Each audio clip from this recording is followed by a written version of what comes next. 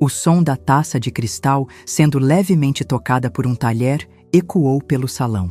Todas as conversas cessaram e centenas de pares de olhos se viraram para o pequeno palco iluminado, onde minha filha, Laura, e seu, agora marido, Pedro, estavam de pé, de mãos dadas.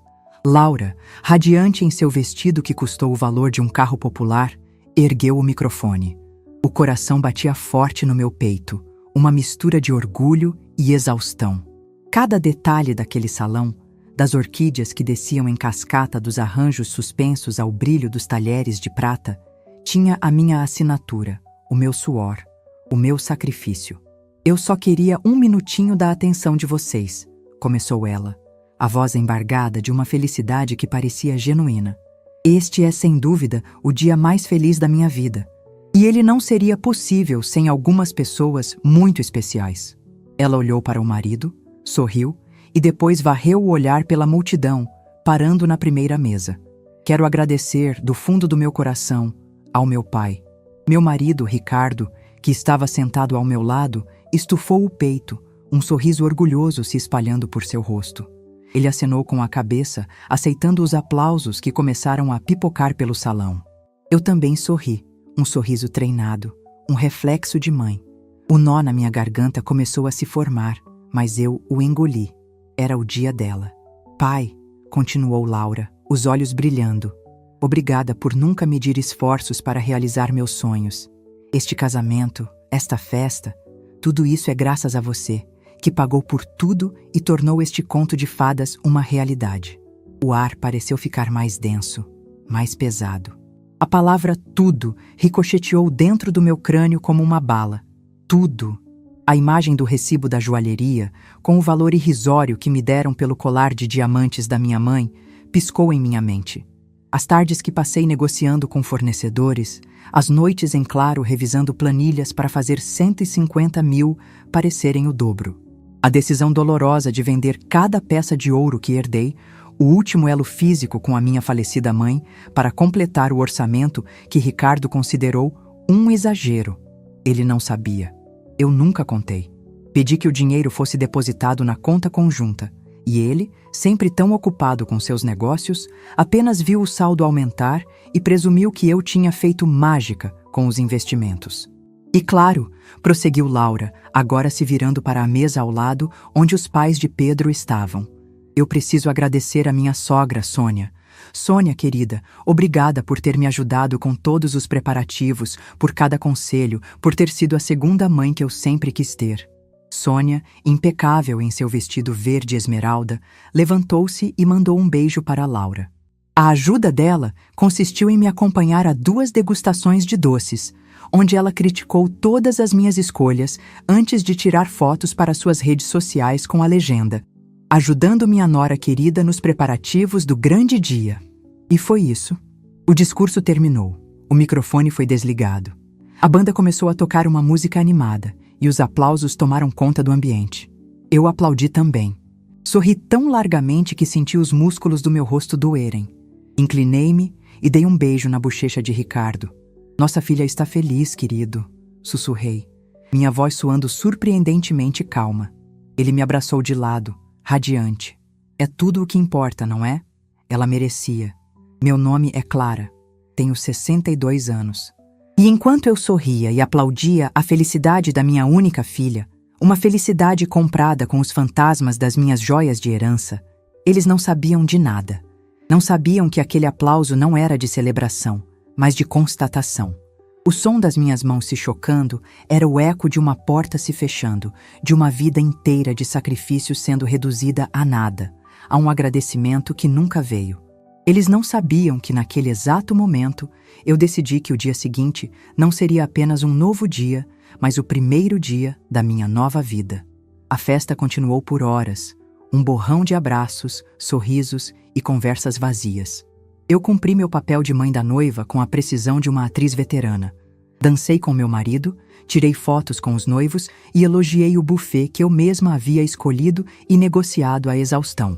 Cada vez que um convidado vinha me parabenizar pela festa maravilhosa, eu sorria e dizia: fizemos o nosso melhor pela felicidade da Laura. O plural era uma cortesia, uma última gentileza à família que eu via se desintegrar diante dos meus olhos, embora só eu soubesse disso. Quando finalmente chegamos em casa, o sol já ameaçava nascer.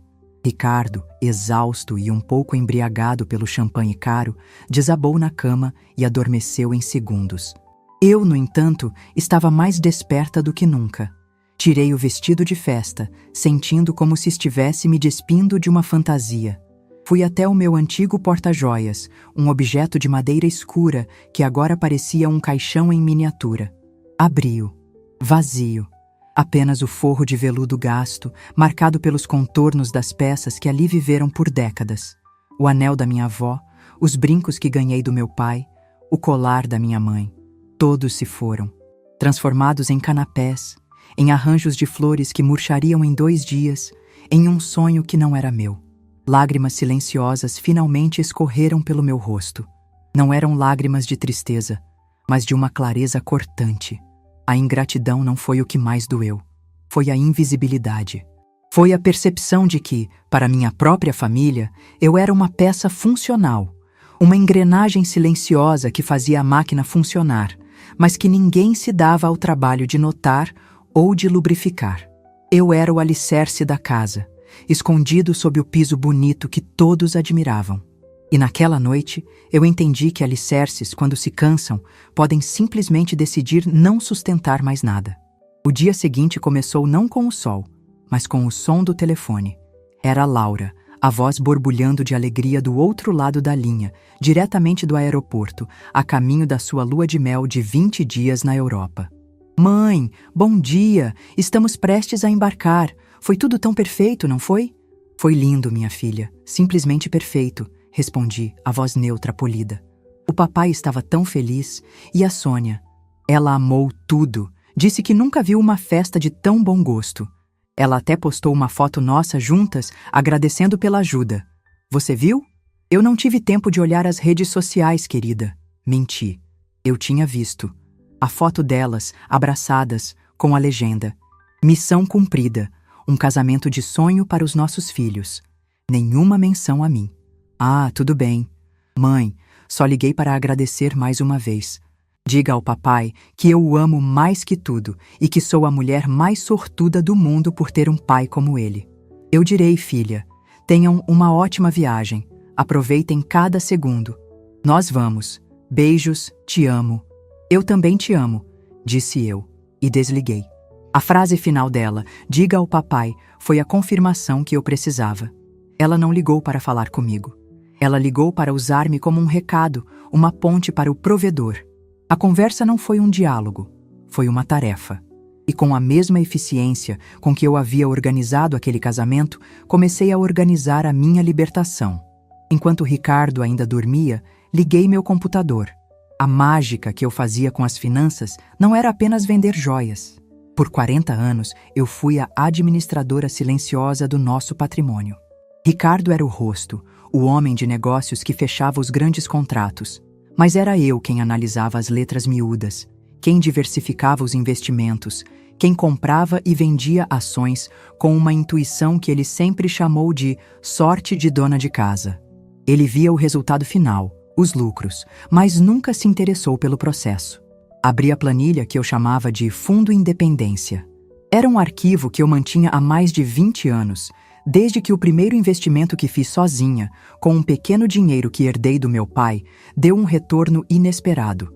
Ao longo dos anos, eu o alimentei com pequenas quantias, com lucros de investimentos que eu não reportava inteiramente a Ricardo, com o dinheiro que economizava em segredo. Ele não era um homem mau, apenas desatento. E eu, por amor, por hábito, por um desejo de manter a paz, permiti sua desatenção. O saldo na tela me fez respirar fundo. Era um valor considerável. Não uma fortuna de bilionária, mas o suficiente. O suficiente para uma mulher de 62 anos recomeçar. O suficiente para não depender de mais ninguém. Naquele momento, eu não estava descobrindo uma traição, mas sim a extensão da minha própria negligência comigo mesma. A humilhação no casamento não foi a causa. Foi apenas o sintoma de uma doença que corroía minha vida há anos, a minha completa anulação em favor dos outros. Com uma calma que me surpreendeu, comecei a traçar meu plano. Não seria uma vingança barulhenta e dramática. Seria uma lição educativa, como a que se dá a uma criança que não entende o valor das coisas. Para que Laura, e talvez até Ricardo, entendessem o meu valor, eles precisariam primeiro sentir a minha ausência. Mas não uma ausência física, chorosa, de uma mãe que se muda para a casa de uma irmã. Seria uma ausência estrutural. Eu iria remover o alicerce e observar de uma distância segura e confortável o que aconteceria com a casa. Meu primeiro passo foi ligar para um velho amigo da família, um corretor de imóveis chamado Afonso. Clara, que surpresa! A que devo a honra? Ele atendeu, a voz simpática de sempre. Afonso, bom dia. Preciso da sua ajuda, disse eu, minha voz firme, sem um pingo de hesitação. Lembra-se daquele apartamento na Vila Madalena? Aquele que está no meu nome e do Ricardo, mas que eu administro o aluguel há anos? Claro que lembro. Ótimo inquilino. Paga em dia. Algum problema? Nenhum. O contrato dele vence em 2 meses, certo? Isso mesmo. Já quer que eu anuncie para o próximo? Não, respondi, olhando para a janela, para o sol que agora brilhava forte, um novo dia de fato. Eu quero que você prepare os papéis. Assim que o inquilino sair, eu vou me mudar para lá. Houve um silêncio do outro lado da linha. Afonso me conhecia há 30 anos. Ele sabia que eu e Ricardo éramos o retrato do casal perfeito. Mudar? Sozinha? Ele perguntou cauteloso. Exatamente, afirmei. E há mais uma coisa. Preciso que você avalie, com discrição, a nossa casa. A casa principal. Quero saber o valor de mercado dela. Para ontem. Clara, está tudo bem com você e o Ricardo? Eu sorri, um sorriso genuíno pela primeira vez em 24 horas. Está tudo prestes a ficar ótimo, Afonso. Eu só estou reorganizando os meus investimentos. Desliguei o telefone e senti uma onda de poder percorrer meu corpo. Não era a adrenalina da raiva, mas a serenidade do propósito. Eles me tornaram invisível. Então, eu lhes daria a invisibilidade que mereciam. Eu desapareceria das suas vidas, não como uma vítima, mas como a acionista majoritária que retira seu investimento de uma empresa falida. A festa tinha sido linda, de fato. Mas a verdadeira celebração, a minha, estava apenas começando. Os 20 dias seguintes, enquanto Laura e Pedro postavam fotos sorridentes em frente a monumentos europeus, foram os mais movimentados da minha vida. Para Ricardo, eu continuava sendo a mesma Clara de sempre. Organizava os jantares, lembrava-o de suas reuniões e ouvia seus monólogos sobre o mercado de ações com a mesma expressão de interesse polido que eu havia aperfeiçoado ao longo de 4 décadas. Ele não notou a nova luz nos meus olhos, nem a forma como meu sorriso não alcançava mais a expressão de subserviência. Estava ocupado demais sendo o provedor, o patriarca, o homem que, em sua própria mente, pagava por tudo. Mal sabia ele que o alicerce daquele castelo já estava sendo cuidadosamente removido, viga por viga, e que a administradora do reino estava prestes a se declarar uma nação soberana. Minha primeira ação estratégica foi agendar um almoço com Helena, a gerente do nosso banco. Uma mulher inteligente, na casa dos 40 anos, que sempre me tratou com um respeito que eu raramente recebia do meu próprio marido. Oficialmente, o encontro era para revisar nossos planos de aposentadoria. Clara, que bom te ver, disse ela, enquanto nos sentávamos em uma mesa discreta de um restaurante que eu escolhi, um lugar que Ricardo achava sem graça. Ricardo não pôde vir? Você sabe como ele é, Helena, sempre ocupado fechando grandes negócios. Respondi, um tom de leve ironia em minha voz que apenas eu podia detectar. Na verdade, é melhor assim. Quero entender a fundo nossa situação. E Ricardo? Bem, ele se perde nos detalhes. Gosta de ver apenas o quadro geral. Helena sorriu, um sorriso cúmplice. Muitos dos meus clientes são assim. O que exatamente você gostaria de ver? Tudo, disse eu, inclinando-me para a frente. Quero um levantamento completo. Todas as contas, todos os investimentos, fundos, ações, propriedades. Quero saber o que está apenas no meu nome, o que está no dele e o que é conjunto. Quero ver as datas de aquisição, os aportes iniciais de cada um. Quero os detalhes que Ricardo acha tão chatos. Por uma fração de segundo, vi uma faísca de surpresa nos olhos de Helena. Ela estava acostumada a me ver como a coadjuvante. Agora, eu estava assumindo a direção. Ela se recompôs rapidamente, a profissional assumindo o controle. Claro, Clara, é um direito seu. Na verdade, é o mais prudente a se fazer. Vou pedir ao meu time para compilar tudo. Levará alguns dias para organizar de forma clara, mas enviarei para o seu e-mail pessoal assim que estiver pronto. Ótimo, disse eu, recostando-me na cadeira e tomando um gole de água. A primeira peça do dominó havia sido empurrada. Enquanto isso, em casa, a investigação continuava em outra frente.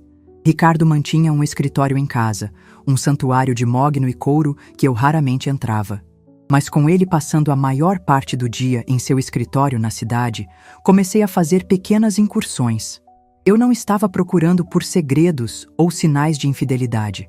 Eu estava caçando documentos, escrituras antigas, contratos de investimento que ele havia assinado e esquecido, coisas que ele delegava para eu arquivar e sobre as quais nunca mais perguntava.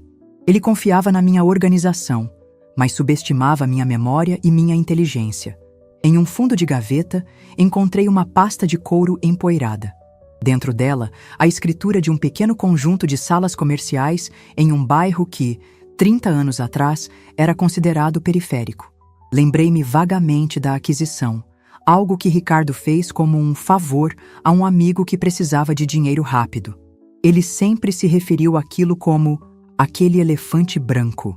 Mas eu, que lia o diário oficial e acompanhava os planos diretores da cidade, sabia que aquele bairro não era mais periférico. Era o novo polo de startups de tecnologia.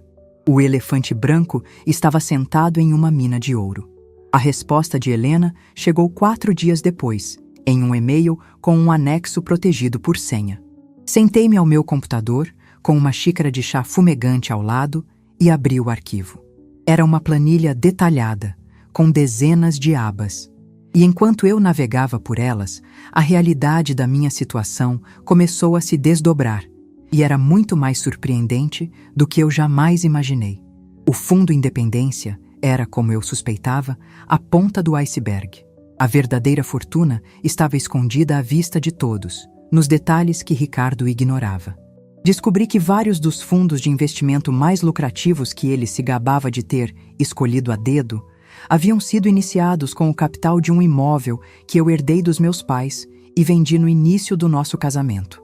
Legalmente, a maior parte dos lucros gerados por aquele capital original era minha. Ele havia esquecido a origem do dinheiro, mas os registros do banco, não.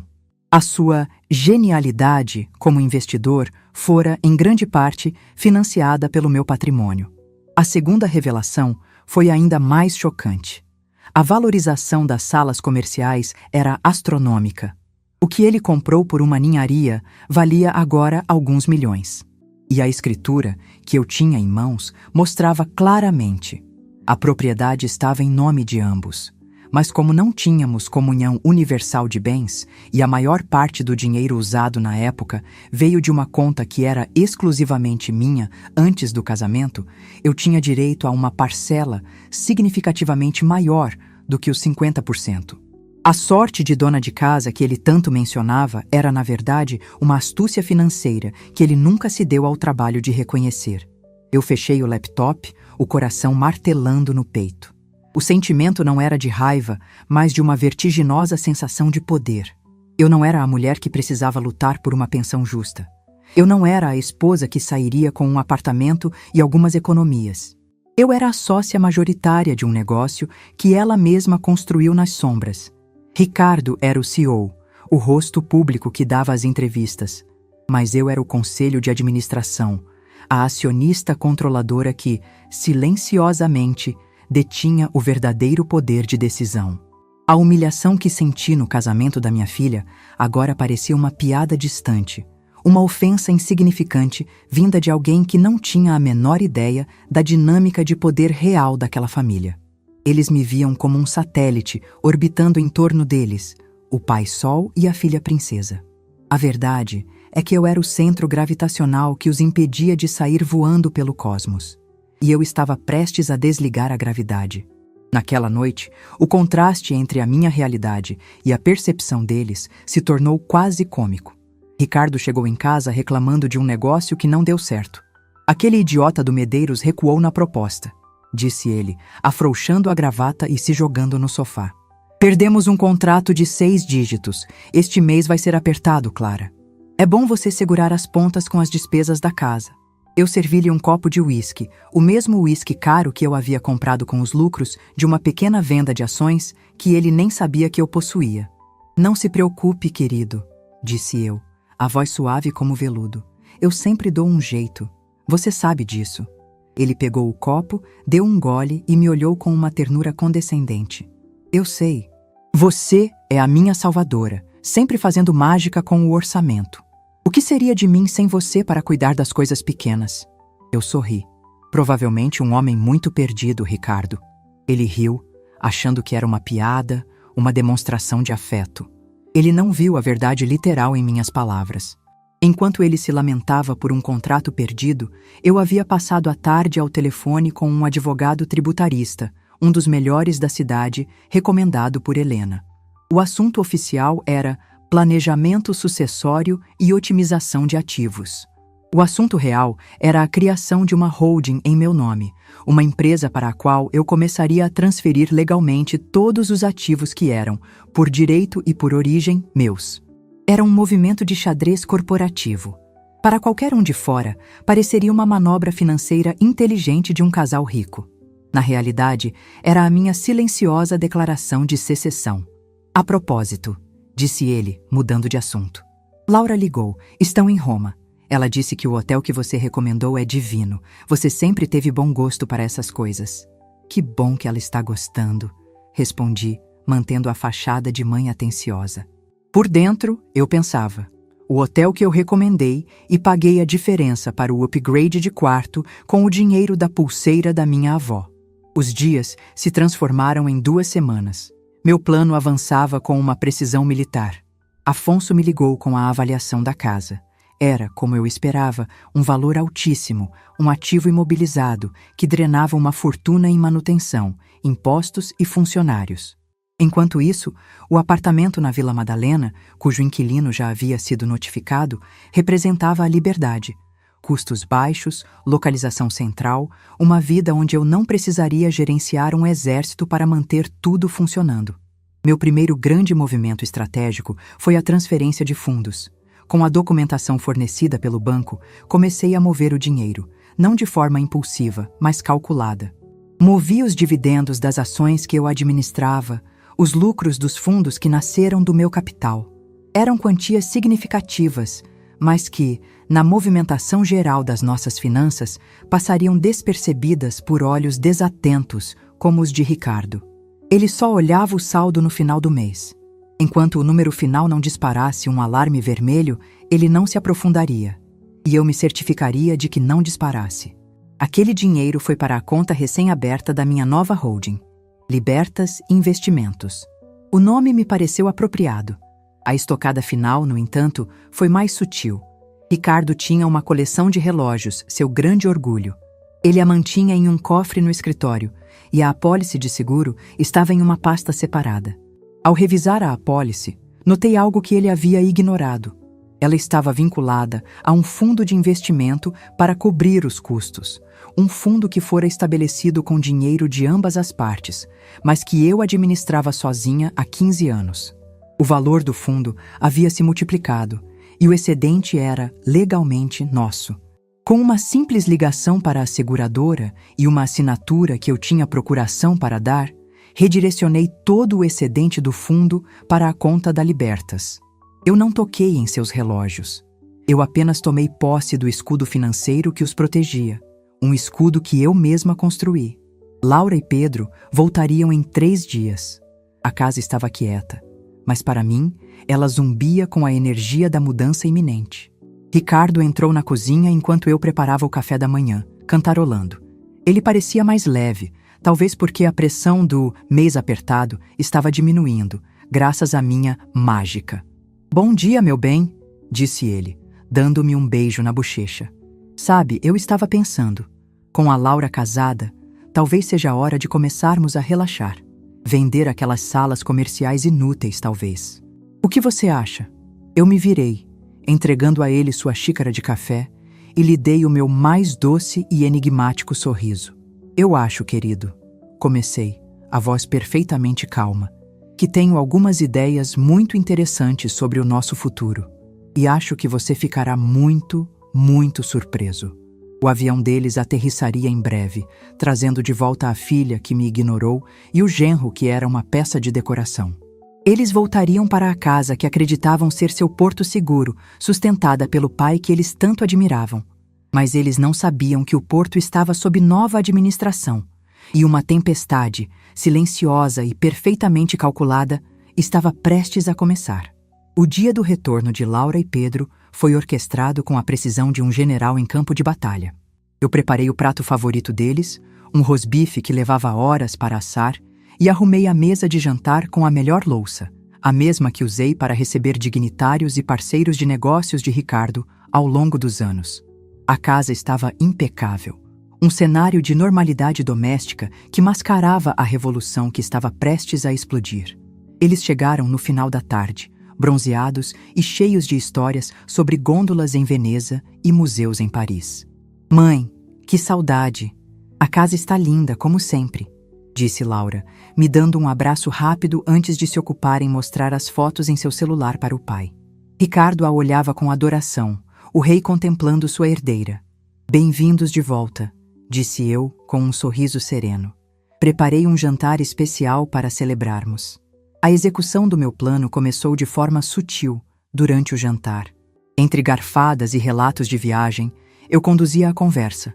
Mantive-me calma, fazendo as perguntas certas, agindo como a matriarca interessada e amorosa de sempre. Esperei o momento exato, após a sobremesa, quando o café foi servido, e uma sensação de complacência se instalou na sala. Foi então que, com a mesma naturalidade com que pediria para retirarem os pratos, eu iniciei a lição. Falando em casa e futuro, comecei, colocando minha xícara de volta no pires, com um leve clique que pareceu ecoar no silêncio que se fez. Eu tomei algumas decisões importantes enquanto vocês viajavam. Decisões administrativas para otimizar nossos ativos. Ricardo me olhou, um leve traço de irritação em seu rosto. Clara, já conversamos sobre isso. Não é hora de falar de negócios. Pelo contrário, querido. É a hora perfeita, pois envolve toda a família, retruquei, minha voz inabalavelmente polida. Como sabem, os custos de manutenção desta casa são exorbitantes. É um ativo de baixa liquidez e alto custo. Financeiramente, não faz mais sentido mantê-la. Por isso, contratei o Afonso. A casa será colocada à venda na próxima semana. O silêncio que se seguiu foi pesado, denso. Laura foi a primeira a quebrar, com uma risada nervosa. Mãe, que brincadeira é essa? Vender a casa é o seu projeto de vida. Não, minha querida. Meu projeto de vida sou eu, corrigi gentilmente. E meu novo projeto envolve morar em um lugar mais prático. O apartamento na Vila Madalena ficará vago no final do mês. Já estou organizando a minha mudança para lá. A reação foi instantânea e exatamente como eu previra. A confusão de Laura rapidamente se transformou em indignação egocêntrica. Mudar para aquele apartamento minúsculo? Mas e nós? E os almoços de domingo? E o meu quarto? Você não pode simplesmente decidir isso sozinha. Ricardo, por sua vez, assumiu sua postura de patriarca sendo desafiado. Ele forçou uma risada condescendente. Clara, meu bem, você está cansada. Organizar o casamento te deixou exausta. Vamos esquecer essa bobagem. Se o problema é dinheiro, eu resolvo. Você não precisa se preocupar com isso. Não é bobagem, Ricardo, e eu não estou cansada, afirmei, olhando diretamente nos olhos dele, minha calma desarmando sua tentativa de me diminuir. E eu não estou pedindo sua permissão. Estou comunicando uma decisão administrativa. A casa será vendida e eu vou me mudar. O que vocês dois farão a partir daí é uma decisão de vocês. Que diabos deu em você? Ele explodiu, a fachada de controle começando a rachar. Desde quando você toma decisões administrativas? Eu sou o responsável pelas finanças desta família. Você cuida da casa. Isso acabou, disse eu, minha voz ainda baixa, mas cortante como vidro. Sua responsabilidade sempre foi uma ilusão que eu ajudei a manter. Você era o rosto, Ricardo, mas eu era o cérebro. E este cérebro decidiu que a estrutura atual da nossa empresa familiar é ineficiente e, para uma das sócias, profundamente injusta. A palavra sócia o atingiu. Ele me encarou, finalmente vendo não a esposa dócil, mas uma adversária. Injusta? Eu te dei tudo. Esta casa, o carro que você dirige, as viagens, o casamento de R$150 mil da sua filha. A menção ao casamento foi o gatilho. Eu mantive minha postura, a coluna ereta, o queixo erguido. Dignidade era minha única armadura, e eu a vestia impecavelmente. Você tem certeza que você pagou, Ricardo? Ou você apenas assinou os cheques de uma conta que eu me esforcei para manter no azul? Laura interveio chorosa. Mãe, por que você está fazendo isso? Atacando o papai? Ele fez tudo por mim. Ele me deu o casamento dos meus sonhos. Ele deu? Perguntei, virando meu olhar para ela. Um olhar sem raiva, mas com o peso de 40 anos de verdade não dita. Seu pai autorizou o orçamento. Fui eu quem vendeu as joias da minha mãe, a sua avó, para cobrir o rombo que ele se recusou a ver. Cada brilhante do colar que ela me deu no leito de morte se transformou em um canapé que você nem provou. Então não, Laura. Seu pai não pagou por tudo. Eu paguei. Paguei com dinheiro, com tempo e com a minha herança. E o meu retorno foi ser apagada do discurso de agradecimento. O ar saiu dos pulmões de Laura. Ela ficou pálida, os olhos arregalados, alternando o olhar entre mim e o pai, que agora me fuzilava com os olhos, pego em uma mentira que ele nem sabia que existia. Isso é mentira! Rosnou Ricardo. Você está inventando isso para me atingir. Sem dizer uma palavra, levantei-me. Fui até minha bolsa que estava em um aparador e retirei um único envelope. Deslizei-o pela mesa de mogno polido até que parasse na frente dele. Dentro não havia planilhas complexas, apenas cópias de 2 documentos. O recibo da venda das joias, datado de uma semana antes do casamento, e o extrato da conta conjunta, mostrando o depósito no dia seguinte. Simples, incontestável. Eu não minto, Ricardo. Eu administro fatos, disse eu. Ele olhou os papéis, o rosto passando de vermelho de raiva para cinza de choque. Ele não tinha defesa. O silêncio na sala era um veredito. Foi nesse momento, no auge da tensão, que ofereci a primeira porta para a redenção. Meu objetivo nunca foi a destruição, mas a reconstrução sob novos termos. Eu não estou fazendo isso para destruir nossa família. Falei, minha voz suavizando-se pela primeira vez. Estou fazendo isso para me encontrar novamente. Por anos, eu fui a esposa de, a mãe de. Eu me tornei invisível para mim mesma e, pelo visto, para vocês também. A porta para um relacionamento comigo não está fechada, mas ela tem uma nova placa. A partir de hoje, a entrada requer respeito, reconhecimento e reciprocidade. Voltei meu olhar para Laura, que agora chorava silenciosamente. Laura, eu te amo. Mas meu amor não pode mais ser um cheque em branco para a sua felicidade às custas da minha. Você é uma mulher adulta, casada. Precisa aprender que as pessoas ao seu redor têm valor, não apenas função. A ajuda da sua sogra com os preparativos foi tirar fotos para as redes sociais. A minha foi liquidar o último vestígio material da sua avó. Se você não consegue ver a diferença, então esta lição é mais urgente do que eu pensava. Finalmente, estabeleci as novas regras, as cláusulas do novo contrato familiar. A casa será vendida. Repeti, com a firmeza de uma juíza proferindo uma sentença. O dinheiro será dividido de acordo com a origem legal de cada centavo investido nela, como meu advogado já está apurando. A maior parte, adianto, virá para a minha holding, a Libertas Investimentos. O nome da empresa pareceu dar um choque em Ricardo. Ele entendeu que aquilo não era um impulso, mas um plano antigo e bem executado. Eu vou morar no meu apartamento. Ricardo, você é bem-vindo para encontrar seu próprio lugar, ou podemos discutir os termos de um aluguel, se preferir. Nossas finanças, a partir de hoje, são completamente separadas. O apoio que você sempre deu a Laura continuará vindo da sua parte do patrimônio. A minha parte será investida em mim. Levantei-me, o sinal claro de que a reunião estava encerrada. Eles permaneceram sentados, paralisados pelo choque da nova realidade. A dinâmica de poder havia sido permanentemente alterada, não com gritos, mas com documentos e verdades ditas com calma. O jantar foi uma celebração, disse eu, caminhando em direção à escada. Uma celebração do fim de um ciclo e do começo de outro. Com licença, tenho caixas para terminar de empacotar. A empresa de mudança chega às 8 da manhã. Deixei-os ali, na sala de jantar suntuosa que em breve seria apenas uma memória. Deixei-os com os destroços do mundo que eles achavam tão seguro e imutável. A lição havia sido ministrada. A primeira aula foi dura, mas necessária. Agora, caberia aos alunos decidirem se queriam ou não ser aprovados para o próximo semestre da minha vida. Eu, a professora, já tinha meu diploma. Era a minha carta de alforria. A manhã seguinte, a minha declaração de independência foi fria e cinzenta, um reflexo perfeito do clima dentro da casa. Às 8 horas em ponto, o caminhão da empresa de mudanças estacionou em frente à imponente fachada. Eu já estava de pé há horas, supervisionando o empacotamento das minhas caixas, que continham não apenas roupas e livros, mas 40 anos de uma vida que eu estava escolhendo filtrar. Levei comigo apenas o que era meu por direito ou por afeto essencial. O resto, os móveis pesados, as porcelanas que nunca usávamos, o luxo que servia de cenário para a felicidade dos outros, ficou para trás, como o casco abandonado de um navio. Ricardo e Laura me observavam de longe, do topo da escadaria, como espectadores de uma peça que não compreendiam. A raiva da noite anterior havia se dissipado, dando lugar a um choque paralisado. Eles estavam assistindo não a uma mudança, mas a um desmantelamento.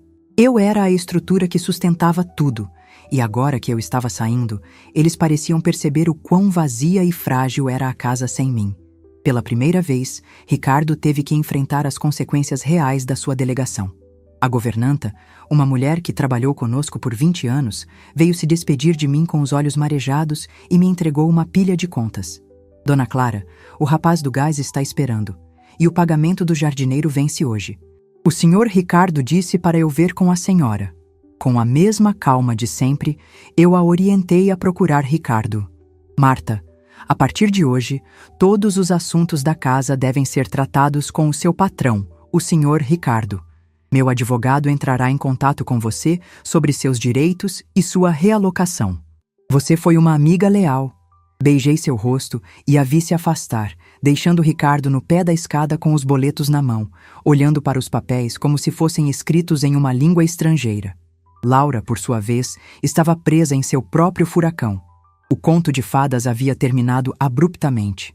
A mãe, que era seu porto seguro, a organizadora silenciosa de sua vida, havia se tornado uma estranha, uma mulher de negócios que falava em holdings e apartamentos práticos. O mundo dela, construído sobre a premissa do apoio incondicional e invisível, estava ruindo. Os primeiros dias no meu novo apartamento foram uma lufada de ar fresco. O sol da manhã inundava a sala e o barulho da cidade parecia uma melodia de liberdade. Eu tomava meu café sem pressa, lendo o jornal inteiro, não apenas as colunas de economia. Descobri o prazer de caminhar até a padaria, de escolher minhas próprias flores no mercado, de existir sem a obrigação de gerenciar a vida de mais ninguém. Eu mantinha minha posição firme, mas meu coração não era de pedra. Eu observava o progresso deles à distância, através dos relatórios factuais do meu advogado sobre a divisão dos bens. A casa foi oficialmente colocada à venda, e a placa do corretor na frente do jardim parecia um marco do novo território. O primeiro sinal de mudança veio de Ricardo. Após uma semana de silêncio, ele me ligou. A voz dele não era mais raivosa ou condescendente. Era hesitante, cansada. Clara, eu não consigo encontrar a apólice do seguro de saúde. A sua, a da Laura. Eu não sabia que estava para vencer. Está na segunda gaveta do arquivo de metal, na pasta azul escura chamada Seguros. Respondi, de forma objetiva. Houve uma pausa. Obrigado, disse ele, e eu podia ouvi-lo respirar fundo. Clara, como você fazia? Para dar conta de tudo isso? As contas, os seguros, os impostos? Eu estou olhando estes papéis e é como um labirinto. Eu estudava, Ricardo. Eu lia. Eu aprendia. Respondi, sem acusação na voz, apenas a verdade. Enquanto você via o quadro geral, eu pintava os detalhes. E a vida é feita de detalhes. Aquele foi o início de uma transformação. Ele começou a ligar com mais frequência, não para me pedir para voltar, mas para pedir orientação. Cada pergunta era uma admissão implícita de sua dependência e da minha competência. Ele estava, pela primeira vez, enxergando o trabalho invisível que eu realizei por 40 anos. A raiva deu lugar a uma admiração relutante, e eu sentia, em sua voz, o nascimento de um respeito que nunca existiu antes. Laura demorou mais. Sua primeira reação foi correr para a sogra, Sônia, que, como eu previ, ofereceu um ombro para chorar e muitas críticas a mim, até o momento em que percebeu que a situação era uma cisão financeira séria e que o poço de dinheiro do meu marido não era tão fundo quanto ela imaginava. Quando o apoio dela se tornou mais morno, Laura se viu sozinha. A realidade de que precisaria construir uma vida com Pedro, sem o colchão de segurança dos pais, começou a se impor. A humilhação que eu senti no casamento, a história das joias, começou a corroer sua certeza. 2 semanas após a minha mudança, o interfone do meu apartamento tocou. Era ela. Mãe, posso subir? Meu coração deu um salto, uma mistura de esperança e cautela. Pode, Laura. Ela entrou no meu apartamento, olhando ao redor para o espaço menor, mais simples, mais cheio de luz. Seus olhos estavam vermelhos e inchados. Ela não trazia a arrogância da princesa, mas a vulnerabilidade de uma jovem mulher confrontada com a vida adulta. Ela se sentou no sofá e ficou em silêncio por um longo tempo, antes de finalmente dizer, com a voz embargada: Eu fui ao porta-joias da senhora, na casa, e ele estava vazio. Eu nunca tinha notado o que tinha dentro. As lágrimas vieram, e desta vez eu não as enxuguei.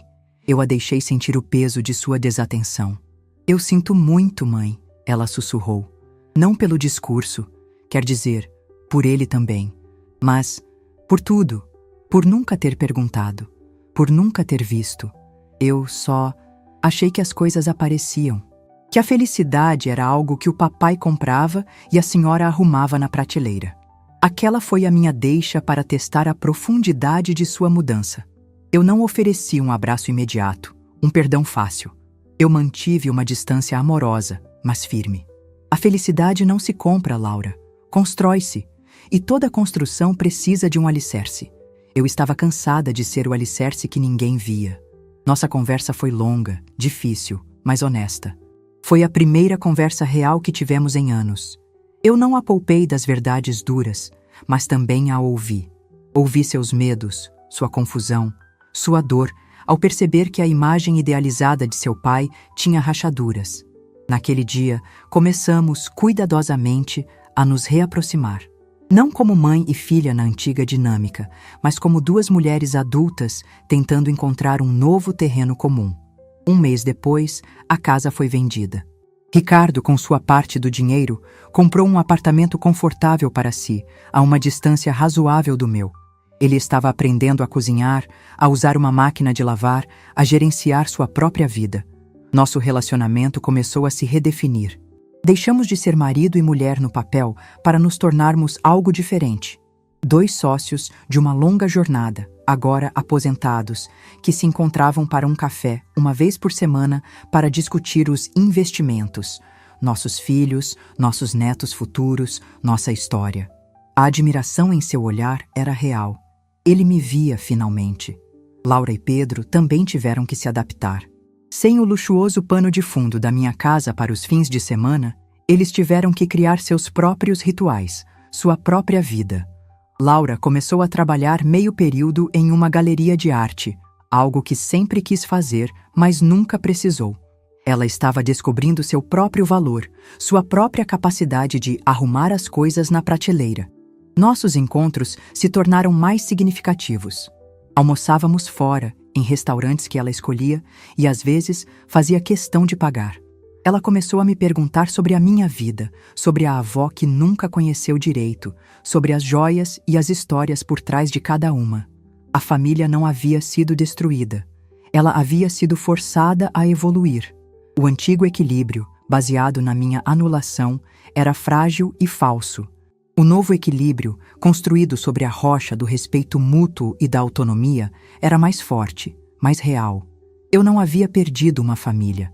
Eu havia resgatado as pessoas dentro dela das caricaturas que elas mesmas haviam se tornado. E no processo, eu havia finalmente me resgatado.